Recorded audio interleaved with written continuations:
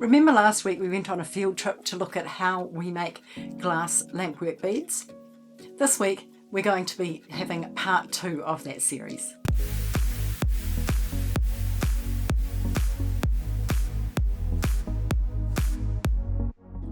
Hello my jewellery making friends, welcome back.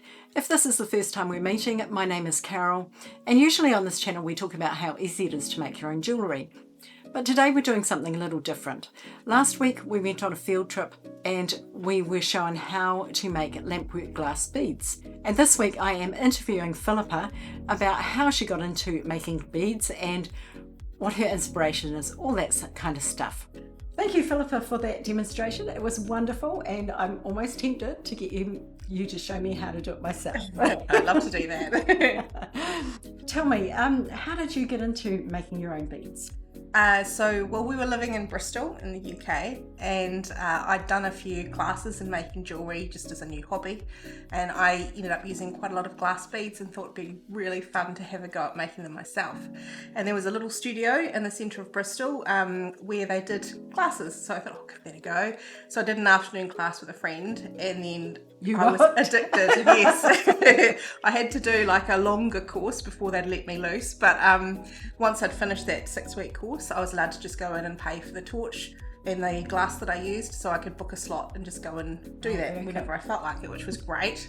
So I thought, I'll come back to New Zealand, I'll just do that when I get here, but no, it wasn't really possible because no one really did it here at the time. I think there's a few more now, but in the end, I ended up buying all my own stuff, so I'd import things from the US and the UK, like kilns and torches and various other bits and pieces. So once I had that, I was like, well, I better actually do this now. Yeah. So I started out working on my mezzanine in my house, and then I had children, and I was like, oh, now that I've got small babies crawling around, bits of glass, not so great. So we ended up gutting the garden shed and turning it into my studio. Yeah, and it's a very compact studio, but it sure is. It works really, really well.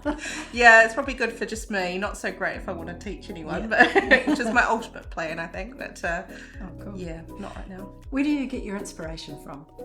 So things just pop into my head usually when I'm falling asleep, which can be good and bad. If I remember it the next morning, then that's great. I'm sure there's many things lost to my dreams somewhere. The things that I find I like the most are the colours that you have in glass, and sometimes it's just the colours that inspire me. So I'll see a particular green and think, oh, I really want to make something with that, and then it will just sort of come from there. Yeah. So what do you like most about making your own beads? It's just an endless variety of things to try. As I said, there's so many colours, and I think it's just that idea of getting something into your head and actually just being able to do it, rather than searching around hundreds of shops trying to find the exact thing you want.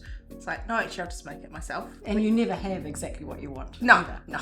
You know, No. in my whole store I never have exactly what I want. So is there a favourite design? I've been doing a lot of encasing, which was what we were doing earlier.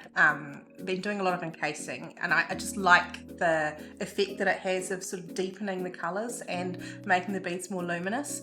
But in terms of actual design, not really a favourite. I just go through phases, and I'll make something and then I'll make something else. I think a lot of my earlier beads had lots of flowers and things on them. Now I'm more into kind of things that are sparkly. I noticed that when I was looking at your beads. Yeah. I'm sure there'll be something else. Have you ever tried working with anything else to make beads, any other medium? Yeah, before I did glass, I had a play around with polymer clay and made lots of stuff. I did a class, I think, probably when I was learning to make jewellery, and I went through quite a phase of making polymer clay beads. But I don't know, I just like the weight of glass and the coolness and the smoothness, and I really like what you can do with polymer clay, but I think glass is more versatile. Yeah, I had a bit of a play with resin, but it didn't quite come up to the thing because I was already doing glass. So. Yeah. So if someone wanted to start making their own beads, how would they go about that? You know, what would you recommend? See, it's really difficult in Wellington because I knew how to do it before I came here. I've never had to try and start from scratch here. I would probably do a bit of Googling and see if anyone teaches. Would love to teach, and that is, like I said, my ultimate goal, but I don't really have the space at the moment. No. I could do one-on-one, but I haven't actually tried, so if you want to be my guinea pig. I know there's someone over on Kapiti Coast who also works with glass and makes beads, but I don't know if she teaches either. Right. Yeah, I'd start by Googling it and seeing if you can find any networks. There are places up north, I think, Wanganui or Whangarei, I'm not sure. One of those two, they have a glass school, and I think you can go up there and do weekend classes. Right. But I haven't looked into it in any great detail. So basically, find someone to teach you. Yes, is what you're saying. Absolutely. And if it's a one-on-one, I'm more than happy to give it a go.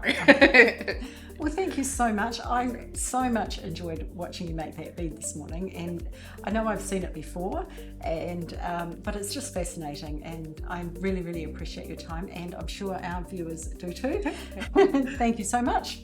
Wasn't it great to hear how Philippa got into making her beads and how she converted her garden shed into a little studio for herself? If you're interested in purchasing some of Philippa's beads, they are available on our website, and I will leave a link in the description box below so that you can check them out. Also, she has on our website a fabulous range of Christmas ornaments that she's made as well using Lampwork Glass Beads, so check that out. Next week we'll be back to the tutorials, and I'll be making a bracelet with double hold beads.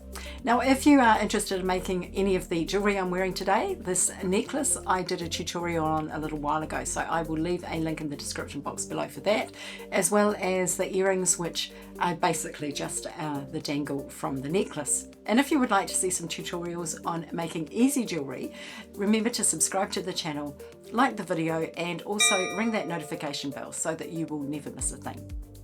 Thank you so much for watching today. Have a wonderful day, and I will see you in the next one.